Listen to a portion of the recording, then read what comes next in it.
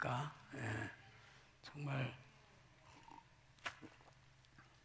우리 청소년들 가운데 민혁이 같은 학생이 대다수일 거예요. 부모님이 계셔도 그렇거니와 더더욱 부모님이 안 계시고 이제 따로따로 멀리서 또 직장 생활을 하고 생업 때문에 그런 가운데서도 본인 자기 관리하기 쉽지 않잖아요. 우리도 다 젊었을 때 얼마나 놀고 싶고 자고 싶고 근데 어떻게 해서 저렇게 마음을 찾게 됐나? 그것은 누군가 기도하는 사람, 할머니의 그 기도. 할렐루야. 나는 그렇게 믿습니다. 자, 오늘은 왜 교회를 흩으시는가? 1절 말씀 보면은 그날에 예루살렘에 있는 교회에 큰 박해가 있어 사도유회는 다 유대와 사마리아 모든 땅으로 흩어지니라 그랬습니다. 왜 하나님이 이렇게 교회가 박해를 받아서 사방팔방으로 흩어지도록 그렇게 하나님이 방치하시는가? 그것은 부흥을 위해서 그렇습니다. 부흥을 위해서 흩어진다. 이게 바로 성경에서 말하는 역설적 진리입니다. 예를 들자면 마태복음 5장 39절에서 41절까지면 누구든지 내 오른뺨을 치거든 왼뺨도 돌려대며 너를 고발하여 속옷을 가지고자 하는 자에게는 겉옷까지 주고 누구든지 너로 억지로 오리를 가게 하거든 십리를 동행하고 누가복음 18장 29절에서 30절 보면은 하나님의 나라를 위하여 하나님의 나라를 위하여 집이나 아내나 형제나 부모나 자녀를 버린 자는 현세에 있어서 여러 배를 받고 내세의 영광을 얻지 못할 자가 없느니라. 누가복음 6장 38절 다 같이 시작. 그리하면 너희에게 주실 곧 투이되어 누르고 흔들어 넘치도록 하여 너희에게 안겨 주리라. 너희가 헤아리는 그 헤아림으로 너희도 헤아림을 도로 받을 것이니라. 아멘. 이것이 뭐라고요? 역설적 진리.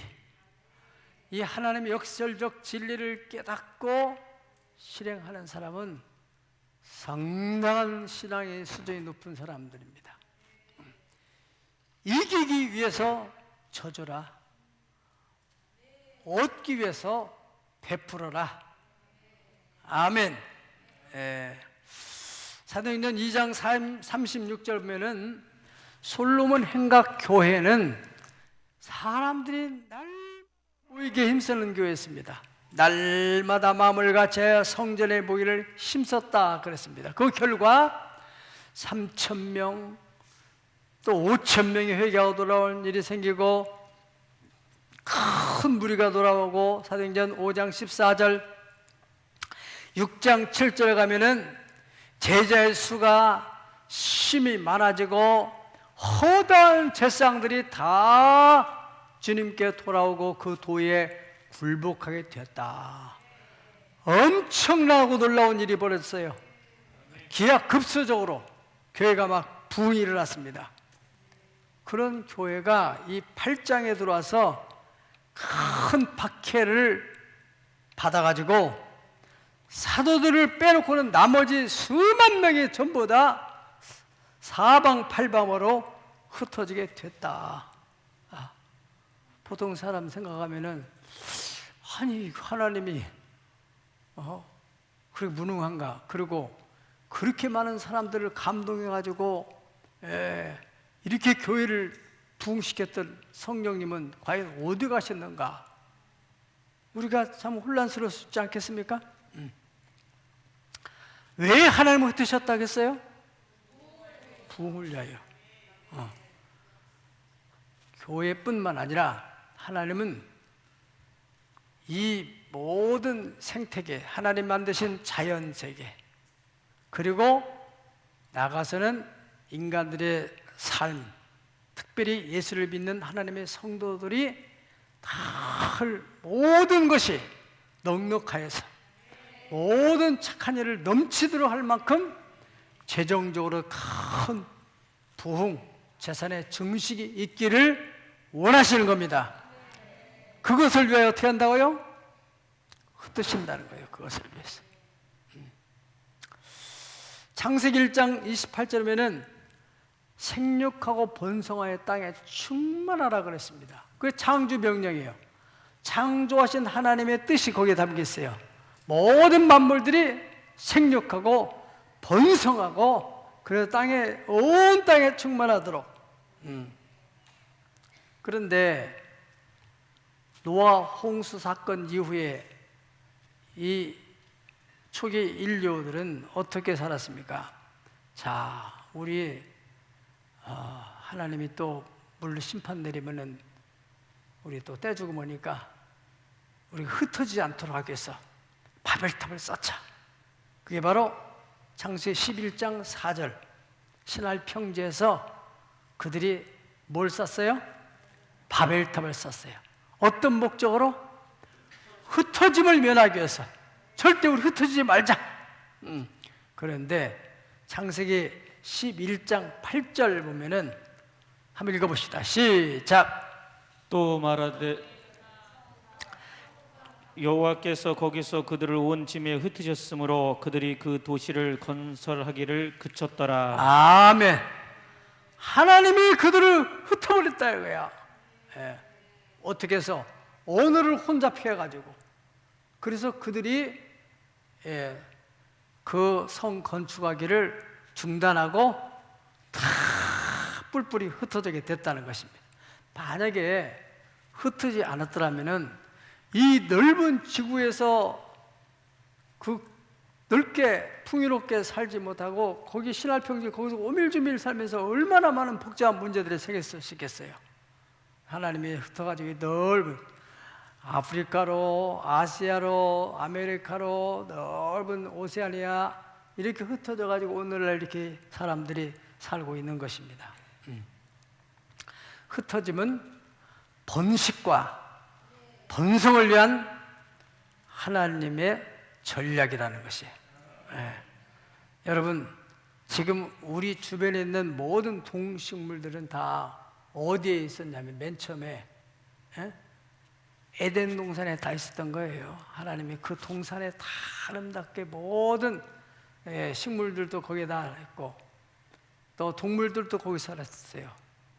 그런데 이제 하나님의 명령, 하나님이 인간에게만 생육하고 번성하라 한 게 아니에요. 모든 생명체들이 고기는 물속에서 계속 번성하고 동물들도 계속 번성하고 그렇게 명령했기 때문에 이 동물들도 막 새끼 낳고 그러면은 이상하게 말이죠. 어느 정도 새끼가 크면은 애미가 막 물어뜯어요. 뭐 하라고? 이놈아 살림 차려서 빨다가 그래 막 도망가는 거예요 이제. 그래 자기들 나름대로 또 살고 이렇게 해서 여기까지 왔단 말이에요. 동물들이. 새들도 마찬가지고 닭도 마찬가지고. 여러분 또 그 식물들도 보면은 식물들은 하나님이 어떻게 해서 번식이냐면은 식물들 자기들이 발이 없으니까 하나님께서 바람을 불어요. 열매가 맺히게 되면은 여러분 가을에 보면은 이제 또 이 가장 갈대 아름다움 있잖아요. 갈대 억새풀 참 아름다운데 그대로 했으면 좋겠는데 하나님 막 바람을 불어가지고 막 씨를 흩트리는 거예요. 그래가지고 이 번식이 일어나는 것입니다. 또 때로는 새들이 열매를 먹어가지고 날아가가지고 멀리 그런 데 가서 배설을 하게 되면은 거기서 또 일이 발생하고 때로는 짐승들이 먹고 수년 전에 베트남에 선교했더니 베트남에서 나오는 커피 가운데 가장 맛있는 커피가 여우뚱 커피라고 있다고 그래요. 여우뚱 커피. 먹어본 사람으로서 반응이 하는데 전혀 모르는 사람들이 지금 맹숭맹숭한 것 같은데, 아무튼 여우뚱 커피라고 있어요. 선교사가 예전인데, 그 커피는 커피나무 열매를 그 여우가 따먹고 가가지고 어디 가서 배설을 하게 되면 그게 속에서 발효돼 가지고 그것을 이제 원주민들이 주워 가지고는 씻어 가지고 그거를 이렇게 커피로 끓이면은 그게 그렇게 맛있다네. 비싸고. 예. 프로세스 한 과정이 거기서 있어도, 일반적으로는 그냥 거기서 나무에서 따가지고 볶아서 하는 건데 그 여우의 뱃속에 들어갔다 나온 게 그렇게 또 맛이 있게 또 발효가 된다고 그래요. 자, 그것도 기가 막히죠. 우리는 그건 잘 모르더라도 우리는 개똥참외는 잘 알아요. 개똥참외. 우리 어렸을 때 보면은 이 가을철 되면 고추밭 사이나 이런데 밭고랑이나 어디 보면은 거기가 심지도 않은 참외가 막 이렇게 뻗어가지고 참외가 열맨단 말이야. 어떻게 했어요? 개가 그 참외를 씨앗을 먹어가지고 그런 데다가 실내를 해놨는데 이게 막 씨앗이 거기에 또 거름까지 있으니까 얼마나 잘 크겠어요. 그래가지고 그게 이렇게 참외를 맺힌단 말이야. 그것이 하나님이 모든 생명체의 번식을 위한 하나님의 전략이라는 것입니다. 예, 하나님은 하나님의 나라 확장을 위하여서 흩어짐의 전략을 사용하셨다 하는 거예요. 예수님께서 누누이 살아계실 때도 말씀하셨어요. 마가복음 16장 15절 시작. 또 이르시되 너희는 온 천하에 다니며 만민에게 복음을 전파하라. 아멘.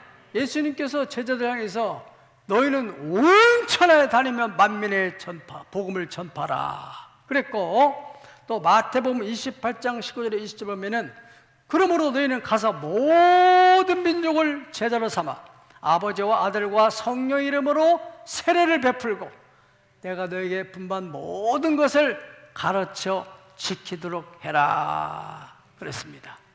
바로 부활하신 다음에도 성천하기 전에 제자들을 다 모아놓고서 너희는 예루살렘을 떠나지 말고 내가 너희 전해준 바 아버지의 약속하신 것을 기다려라. 요한은 물로 세례 베풀었으나 너희는 몇 날이 못 되어 성령으로 세례를 받으리라. 오직 성령이 너희에게 임하시면 너희가 권능을 받고 예루살렘과 유대와 사마리아와 땅 끝까지 이르러서 나의 증인이 되리라. 그렇게 말씀하셨어요. 제자들 알고 있어요? 모르고 있어요? 당연히 알고 있죠. 그런데 이들이 교회가 3,000명, 5,000명 수도해서 만큼 막 번성을 하는데 그 재미에 빠져가지고 예수님의 지상 명령을 망각한 거예요. 자기들끼리만. 만약에 그 사람들이 거기들만 있었더라면 이 복음이 우리까지 왔겠어요? 우리는 그냥 예수가 뭔지도 모르고 살다가 죽고 지옥 가게 됐겠죠. 그런데 예루살렘에 박해가 일어나가지고 사도를 빼고는 나머지는 살겠다고 막 다 도망가 버렸어. 그렇게 흩어졌는데 어떻게 흩어졌어요? 1절 보니까 박해가 있어가지고 사도회는 어디로? 유대와 사마리아 그리고 모든 땅으로 흩어지게 됐다 그랬습니다. 두 번째로는 하나님이 부흥을 위해서 두 가지 전략을 또 사용하시는데 하나는 포지티브, 또 하나는 네거티브, 긍정적인 전략, 또 때로는 부정적인 전략. 일반적으로는 이 교회는 어떻게든지 부흥이 되어야 되는데 학자들은 그렇게 말합니다. 세 가지 측면에서 교회가 부흥이 된다. 첫째로는 생물학적으로 성장한다. 정말 예수님을 잘 믿는 성도가 결혼해가지고 거기서 자녀를 낳아. 그러면 그 자녀가 당연히 엄마 아빠의 신앙을 따라서 교회에 나오게 돼요. 젖 먹일 때부터 교회를 다녀요. 그 초등학교 들어가서도 또 데리고 다녀. 또 중학교까지. 그래서 나중에는 잘 자라가지고 이들이 믿음의 배필을 만나가지고 결혼해서 또 다른 가정을 이루게 돼. 그런데 어떤 가정은 자녀를 놓쳐버린다 이거야. 절대 그러면 안 돼요. 하나님의 명령은 우리를 예수 믿게 한 것은 너와 네 온 집이 다 구원을 받도록, 일가 친척까지 다 해야 되는데 저거 그렇게는 못할지라도 내 자녀들만큼은 절대로 세상에 뺏겨서는 안 된다는 거예요. 교회 부흥이 그렇게 일어나야 된단 말이죠. 자녀만 낳아도. 예. 오늘날 세계적으로 가장 이 종교가 부흥이 되는 종교가 바로 이슬람이라고 하죠. 이슬람. 이슬람은 생물학적으로 그 사람들은 전략이 여러 가지가 있어요. 기본적으로는 가만히 있어도 부흥될 수밖에 없는 게 뭐냐면은, 첫째는 이슬람 사람들은 법적으로 나태를 허용하지 않아요. 산화제를 하지 않아요. 법적으로 안 되는 거예요. 병원에서 절대로 낙태 안 시켜줘요. 그냥 임신이 되면 그대로 낳아야 되는 거예요. 그래서 기본적으로 뭐 5명, 6명, 7명 낳는데 거기서 끝나지 않고 남자는 적어도 4명의 여성을 더불어 같이 살 수 있다. 이런 법을 만들어가지고 여기서 8명 낳는데 또 B라는 여자를 통해 또 낳아. 여기서 또 낳아. 여기서 또 낳아. 그러니까 기본적으로 우리 기독교보다는 4배로 성장하게 됐어요. 우리 기독교는 2명, 1명 낳는데 그 사람들은 5명 낳으니까 거기다 또 4배를, 2배를 하면은 최소한 8배 성장이 일어나는 거예요. 8배 성장. 우리 기독교는 뭡니까?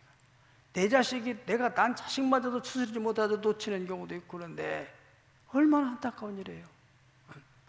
또 그 사람들은 이방 여자들을 결혼시켜가지고 막 이 사람 저 사람 막 결혼해가지고 자기네 데려와서도 막 낳고, 그리고 그 이방인 선교가 막 일어나는 거예요. 그 사람들 나름대로는 이방인이죠.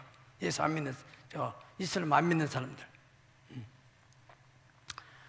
이번에 코로나 사태로 인해서 남성들이 직장에서 2차 뭐 약주를 못 먹고 그러니까 얼른 집에 들어가니까 여성가족부에서는 인구가 좀 증식되지 않을까, 인구가 증가되지 않을까 이런 기대를 했다 봅니다. 예. 집에 가서 뭐 하겠어요? 밥 먹고. 그런데요, 오히려 이혼율이 더 증가했다고 그래요. 쌈박질을 해가지고. 문제는 뭐겠어요? 돈 때문에. 네? 가정이 어려워지니까 막 자꾸 쌈박질을 해가지고 못 살겠다고, 그래서 법정에 찾아와서 이혼하는 일이 더 급증하겠다고 그래요. 참 안타까운 일이죠. 어쨌든 간에 우리 예수 믿는 사람들은 전부 못하면은 따서라도 딴 거 놔두지 말고 자꾸 교회를 데리고 다녀야 돼요. 예. 주님의 명령이에요. 그렇지 않으면 주님이 흩어버리시는 거예요. 예. 두 번째로 교회가 부흥하는 방법은 불신자를 전도해가지고 그 사람 하나, 나이 든 사람들을 전도해가지고 이 사람이 기독교적인 가치관, 기독교적인 세계관을 갖기까지 성장시키는 것 참 어렵습니다. 예. 그래 가장 좋은 방법은 내 자녀를 키우는 방법이 최고 좋은 방법인데, 그거는 소홀히 하고 엉뚱한 데 가서 전도한다고 애를 쓴단 말이죠. 완전한 전도와 양육은 가정의 자녀. 그것만 해도 기본적으로 교회는 부흥이 된단 말이죠. 하나님 나라 확정된단 말입니다. 그리고 세 번째 교회가 성장하는 것은 전입성장이라 해서 다른 데서 믿다가 이사를 와가지고 그 교회를 나오는 거. 이것은 사실은 하나님 편에서는 부흥이라고 볼 수 없는 거죠. 오른쪽에 있는 돈을 갖다가 왼주머니에다 넣는 거나 똑같은 것이니까. 예, 우리는 일반적으로 전도하는 거, 이방인 안 믿는 불신자를 전도하는 데 주력을 하는데 사실은 가장 확실한 것은 자녀. 결혼한 사람 어쩔 수 없었지만은 안 한 사람들은 자녀를 많이 낳도록 해야 돼요. 예. 쉽지는 않겠지만은 사명감으로 낳아야 돼요. 사명감이 약한 사람은 순교 정신으로. 선교사들은 여러분 생명 걸고 선교로 가는데, 생명 걸고 하나님 나라 확장하러 가는데 그거 가지고 집에서 낳는 거 그거 뭐가 어려운 일이야. 그렇잖아요. 키우는 거 다 먹고 살 것 하나님이 다 주셔가지고 걱정 안 해도 됩니다. 예. 자, 하나님께서 교회의 부흥을 위해서 네거티브 전략이란 뭐냐면은 하나님의 성령에 순종하지 않고 자꾸 전도하지 않고 그러니까 하나님이 흩어요. 박해를 통해 흩어. 교회가 뭐 분할이 일어나고 하는 것도 어떤 면에 하나님이 교회를 부흥시키기 위한 방법이에요. 교회가 교회답게 자기들이 하나님이 신 감동으로 이렇게 전도를 착하고 해나가야 되는데 그렇게 하지 않으면 모여가지고 막 쌈박질 생겨가지고 결과적으로는 김장로파, 이장로파 해가지고 나눠져가지고 저쪽에다 예배당에서 이쪽에다 예배당에서 그렇게 해서 이 우리 한국 교회가 상당히 많이 부흥이 일어났어요. 왜? 그쪽 간 사람들은 보라 우리가 더 부흥시키지 네가 부흥시켜 보자 막. 이쪽은 이쪽대로 막 서로 경쟁이 일어나가지고 그래서 부흥이 일어난단 말이죠. 개교회적으로는 좀 아픈 상처에 있을지 모르지만은 하나님은 그런 전략을 통해 네거티브 전략을 통해서 하나님의 교회를 부흥시킨다 그래요. 우리가 역사적으로 저 이북 평양이 동방의 예루살렘이라고 하는 말 많이 들었잖아요. 1907년도에 큰 성령의 부흥으로 인하여 그 평양 대도시가 거의 다 예수 믿는 사람일 정도로 그런 기독교 도시가 됐단 말이죠. 그러면 그들이 자꾸 남쪽으로 서울로 저 우리 경상도 전라도로 막 내려야 되는데 거기서 막 폭적폭적하고 있어. 자기들끼리만 좋아가지고. 하나님이 6.25 동라이라는 폭탄을 터뜨려가지고 그 사람들이 막 도망 내려와가지고 부산까지 가서 부산에 영락교회도 세우고 부산에도 많이 피난민들이 많이 거기서 예배당을 세우고 그랬어요. 대표적인 영락교회. 또 그 사람들이 나중에는 이제 서울이 회복돼가지고 다시 서울로 올라와서 서울의 영락교회 한경지 목사님이 세운 교회도 다 피난민들 모인 겁니다. 그 위에도 뭐 여러 가지 피난민들이 모여서 세운 교회들이 많아요. 그래가지고 이 남한이 그렇게 부흥이 일어난 거예요. 그래서 우리 남한에서 그래도 교회들이 깨어서 이제 막 세계를 향해서 선교하고 있는 거 참 귀한 일입니다. 자, 여러분 이렇게 교회도 하나님께서 하나님의 성령에 의해서 명령 따라서 순종하고 전도하지 않을 때 이런 네거티브 전략을 통해서 하나님이 교회를 흩으시는 것처럼 우리 가정경제도 마찬가지예요. 가정경제도 하나님은 가정에 여러분들의 재산이 증식되기 원하는 거예요. 자꾸 재산이 늘어나기를 원하시는 거. 이런 코로나 사태도 어떤 면에서 하나님께서 그렇게 안 하니까 재산을 흩어내는 거예요. 흩어. 우리끼리만 하니까. 하나님께서 우리가 복받게 되도록 하기 위해서는 때로는 이렇게 감동을 줘요. 감동. 감동 때문에 우리가 심는 거죠.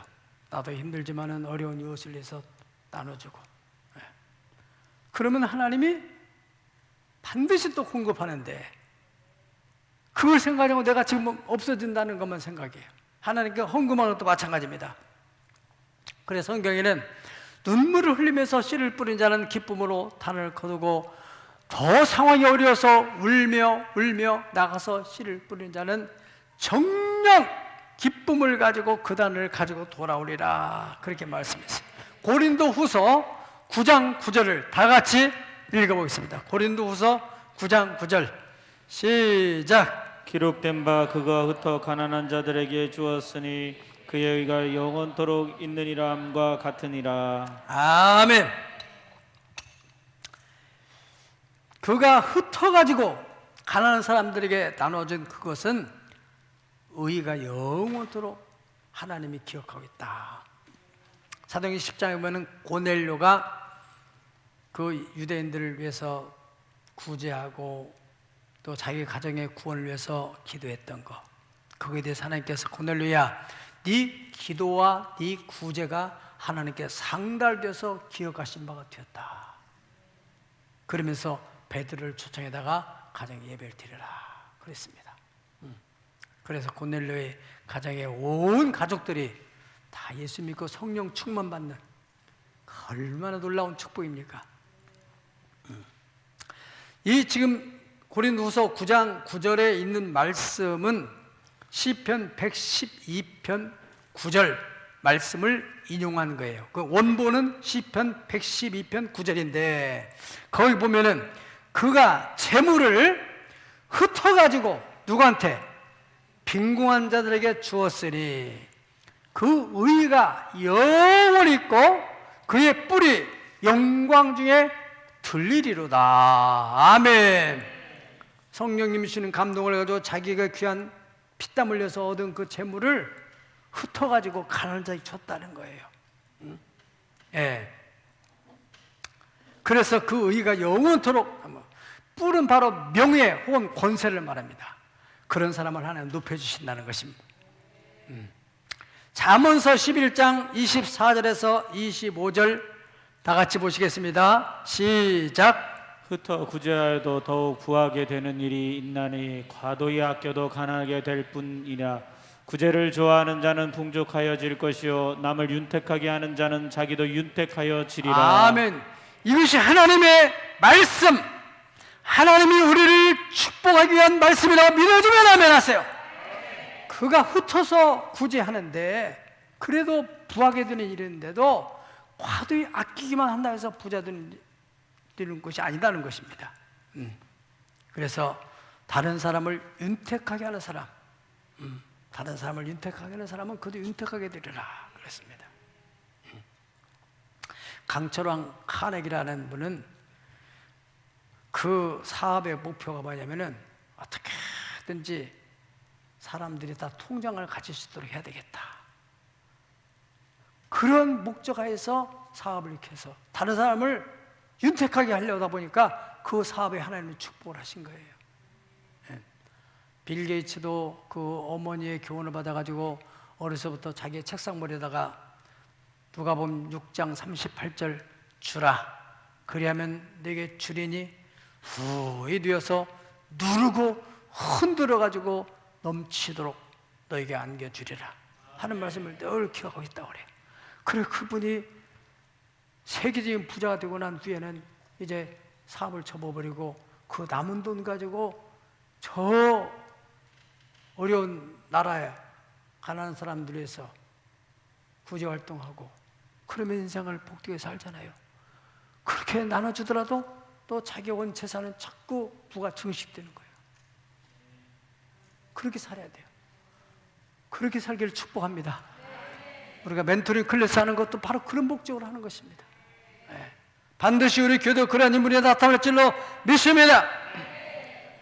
그런데 성도가 하나님이 자꾸 감동해서 이렇게 베풀고 나누고 심기를 원하는데 그걸 거절해요. 그럼 하나님 어떤 방법을 쓴다고요? 네거티브 방법을 쓰는 거예요. 네거티브. 흩어버려 흩어. 하나님이 하나님이 재물의 주인이시기 때문에 우리는 그것을 관리하고 사용하는 사용권만 있죠. 소유권자가 아니에요. 우리는. 그러면 소유권자가 그걸 이동을 시키는 거예요. 이동을. 네. 전도서 6장 2절을 한번 보실까요? 전도서 6장 2절 시작. 어떤 사람은 그의 영혼이 바라는 모든 소원에 부족함이 없어 재물과 부요와 존귀를 하나님께 받았으나 하나님께서 그가 그것을 누리도록 허락하지 아니하셨으므로 다른 사람이 누리나니 이것도 헛되어 악한 병이로다. 아멘. 바로 사람이 그 다 얻어서야 바라는 것, 재물도 없고 존귀도 없고. 그런데 이 사람이 그것을 제대로 하나님이 원하시는 방법대로 주신 이는 주실 때 어떤 목적이 있는데 그대로 쓰지 않으니까 하나님께서 그가 누리도록 허락하지 않았다는 거예요. 그가 심장마비로 죽든지 아니면은 또 그 재물을 흩어가 부도났든지 사기를 맞든지 그래서 누리지 못하도록 참 이건 악한 병이다. 이런 일이 있어서는 안 되겠다. 그렇잖아요. 누가복음 12장 16절에서 21절까지 보면은 어리석은 부자가 나오는데 하나님이 그 농사를 잘 되게 했어서 부자가 됐어요. 풍성한 소출을 얻게 됐어요. 그러면은 하나님이 올해는 왜 이렇게 나한테 복을 줬는가? 어려운 이웃을 위해서 좀 나눠줘야 되겠다. 넉넉하니까 좀 그런 마음을 가지면 좋을 텐데 이 사람은 어떤 생각이냐면은 창고를 더 많이 줘가지고 몇 년 동안 먹을 수 있는 10여 년, 20년 먹을 수 있는 자사손손 먹을 수 있는 재물을 쌓아놔야 되겠다. 그렇게 창고를 넓히고 있어요. 그때 하나님께서 이 어리석은 부자야, 오늘 밤에 내가 네 영혼을 토로 찾으리니 이 모든 재물이 누구시 되겠느냐. 생각해 보세요. 내 생명 하나 끝나면은 아무 관계없어요. 나하고는.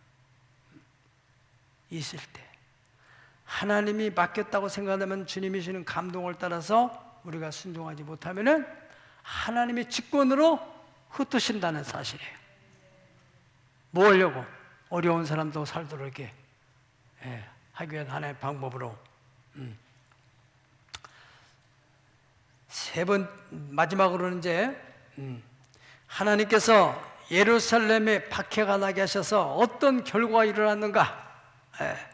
8장 8절을 보게 되면은 8장 8절 시작. 그 성에 큰 기쁨이 있더라. 아멘. 어떻게 해서? 그 성은 어떤 성이냐면은 사마리아 성이에요. 사마리아 성. 사마리아 성은 이방인들과의 이런 결혼이 이제 그 아수르가 점령해가지고 이제 그런 역사적인 배경이 있기 때문에 순수한 유대인들은 저건 혼혈족들이다. 이래 상종을 안 했단 말이에요. 요한복음 4장에서도 사마리아 여인이 예수님께 하는 얘기 나오잖아요. 아니 당신 유대인으로서 어째 사마리아 여자 나한테 물을 달라고 합니까?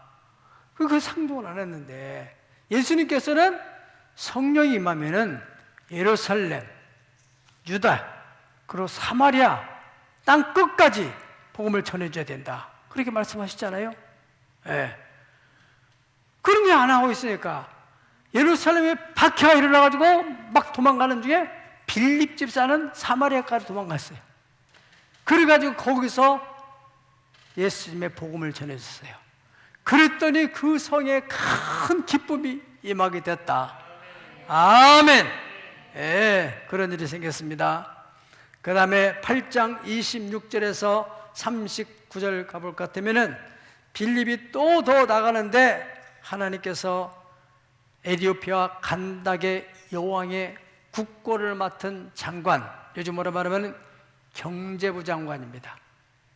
이 장관이 예루살렘에 예배를 드리러 왔었는데 예수가 뭔지를 몰라요. 하나님은 아는데 예수는 몰라요. 예수를 알아야 구원을 받는데, 그러나 빌립 집사가 그분에게 복음을 전해가지고 그가 예수를 믿게 되고 자기 나라에 가서 또 복음을 전하는, 그래서 그 사람이 멀리서 왔다가 복음 받아가지고 그 나라로 돌아가는, 그래서 그 나라까지 복음이 전파되는 거예요. 우리가 말하자면 우리가 이 외국인 노동자들 다 공학자 똑똑한 사람들이 많아요. 그들을 제대로 복음이 안에 제대로 심겨지게 되면은 이 사람이 자기 나라 가게 되면은 교회 하나 세우게 된다니까요. 그 외국인들이 우리나라에 들어가게 된 것은 절대 우연이 아니라 하나님의 전략이에요. 그걸 알아야 돼요. 그런 마인드를 세상은 모르지만 우리 성도들은 가지고 있어야 돼요. 탈북자들도 마찬가지입니다. 탈북자들이 와서 지금 예수 믿는 사람들이 많이 있는데 이들이 확 확고한 믿음으로 신학을 하는 사람도 있고, 통일이 언젠가는 될 텐데, 통일이면 바로 그들이 다 고향으로 돌아가가지고, 우리 교회도 한 번 있었는데 지금 다른 이사 갔는데 그들은 소망 가지고 나도 꿈을 가지고 있고, 통일되면은 그 동네에다가 교회를 세우려고. 예. 우리가 이 하나님의 뜻을 행하며 사는 것이 인생의 최고의 축복이라는 사실. 사도행전 11장 19절 다 같이 읽어봅시다. 사도행전 11장 19절 시작. 그때 스데반이 일로 일어나 환란으로 말미암아 흩어진 자들이 베게니아와 구브로와 안디오까지 이르러 유대인에게만 말씀을 전하는데. 아멘. 자, 이게 바로 스데반의 일로, 사도행전 7장에서 스데반 순교당 갔죠. 근데 8장에 들어와 스데반 일 때문에 막 박해가 불이 막 퍼지듯이 퍼져나갔어. 그래가지고 사람들이 막 흩어지게 됐잖아요. 흩어진 사람 중에서 베니게, 구브로, 안디오게까지 가서 유대인들이 말씀을 전했다 그랬습니다. 로마서 1장 6절 7절 같으면은 로마까지 흩어진 사람들, 그 사람들에게 사도 바울이 편지를 보내는 거예요. 편지를. 로마에 있는 하나님의 부르심 받은 사람들, 하나님의 사랑하는 사람들. 베드로전서 1장 1절 보면요, 베드로 1장 1절 마지막 한번 보겠습니다. 시작. 예수 그리스도의 사도 베드로는 본도, 갈라디아, 갑바도기아, 아시아와 비두아니아에 흩어진 나그네. 예. 그러니까 베드로 사도가 이 편지를 쓰는 목적은 뭐냐면은 본도로, 갈라디아로, 갑바도기아로 저 아시아까지 흩어져 있는, 비두니아까지 흩어져 있는 그런 사람들에게 편지를 보냈다는 거예요. 언제 흩어졌어요? 바로 사도행전 8장에 예루살렘에 큰 박해가 일어나서. 예. 왜 예루살렘에 박해가 일어났어요? 하나님의 명령을 순종하지 않고 자기들끼리만. 하나님은 인간들이 번성하고 풍요롭게 살고 또 성도들도 그렇게 풍요롭게 살기를 원하고 동식물들도 다 땅에 충만하도록 그렇게 만드셨는데, 그래서 모든 동식물들은 그런 자연의 생태계 시스템을 따라서 움직여요. 사람은 이성을 줘가지고 이성적으로 해서 번성을 한단 말이야. 성도들은 하나님이 성령으로 영성을 줘가지고 감동을 해가지고 성령의 감동을 따라 살기를 해요. 그렇게 되면 어떻게 한다고요? 번성하도록, 부유해지도록, 모든 일에 항상 모든 것이 넉넉하여 모든 착한 일을 더 많이 하도록 그렇게 하셨는데, 만약에 우리가 그 성령님이 주는 그때그때 감동에 순종하지 않으면 하나님이 네거티브로 흩어져서 박해를 통해서 역사하셔서 하나님의 나라를 확장시킨다는 사실을 명심하시고, 우리는 긍정적인 방법으로 하나님의 풍요를 경험할 수 있기를 예수님의 이름으로 축원합니다. 다 같이 부르짖어 기도하겠습니다.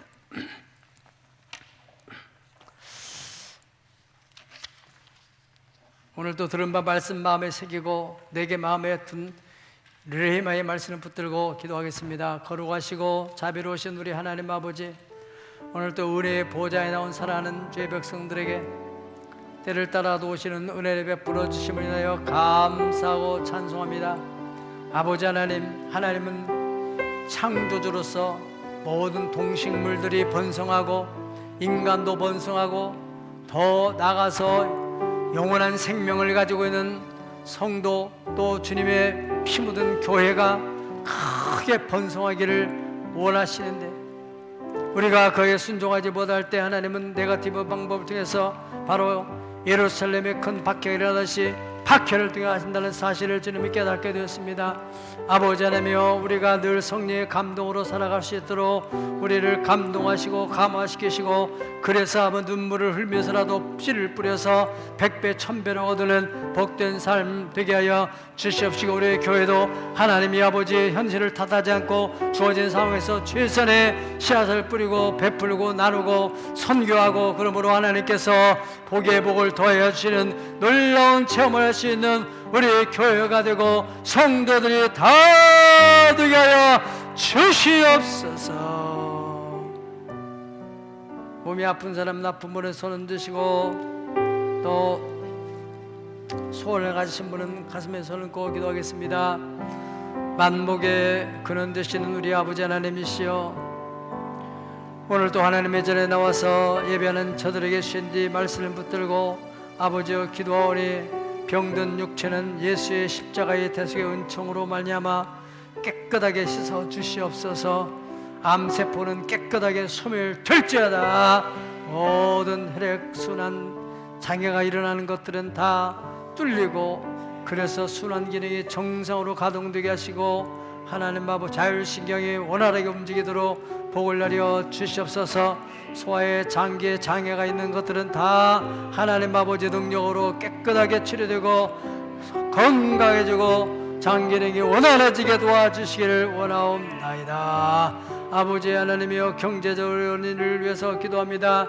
아버지 하나님, 우리가 모든 일에 항상 넉넉하여 모든 착한 일을 넘치도록 하기를 원하시는 그 주님의 감동을 따라서 늘 순종함으로 복의 복이 마게도 가시고 야베스의 복을 받아서 지경이 넓어지는 축복 있게 하시고, 절대로 이 코로나 바이러스 상황 속에서도 하나님의 뜻이 어디 있는가를 생각해보고 움츠리지 않게 하시고, 더 적극적으로 도전적으로 하나님 나라 확장을 위해서 힘쓸 수 있는 저희들 되게 하여 주시옵소서. 예수님의 거룩하신 이름 받들어 기도 올려옵나이다. 아멘.